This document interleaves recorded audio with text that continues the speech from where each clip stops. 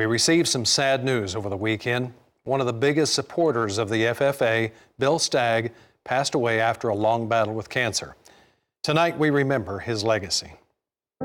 For almost 40 years, Bill Staggs shared the story of agricultural education and FFA throughout the country. Bill was an FFA employee for 4 decades and started in our newsroom, in fact, taking photographs for our New Horizons magazine. Worked with his mom at that time at National FFA when it was near Washington, D.C. In those first years, he put together the slideshow at the National Convention, and a former FFA executive remembers the unique way he did it. They would sit at about the 14th floor of the Mulebach Hotel, and he would hold it up to the window, and if it was a good one, he'd put her in the tray to be in the show for that night at the convention. If it wasn't, he threw her out the window.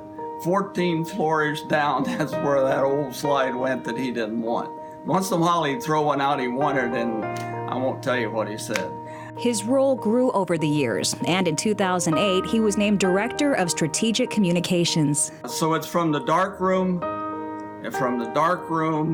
developing black and white photos, to RFD TV nationwide coverage of the National Convention. Staggs' leadership and historical knowledge played a key role for the organization. He worked hard to make sure that students, employees, and any supporter of FFA could hear that positive message about what FFA and agriculture education do together. He really elevated the professionalism of FFA over the years.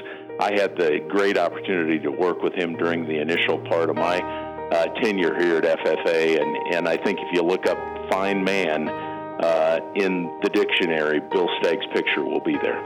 Staggs was dubbed by colleagues as one of America's greatest communicators, but he also enjoyed having a little fun. In his retirement, Bill Staggs took a new career driving golf carts at the convention center in Indianapolis. Hey, Bill, you're doing very well, Bill. Thank you. You're doing a great job. Yes.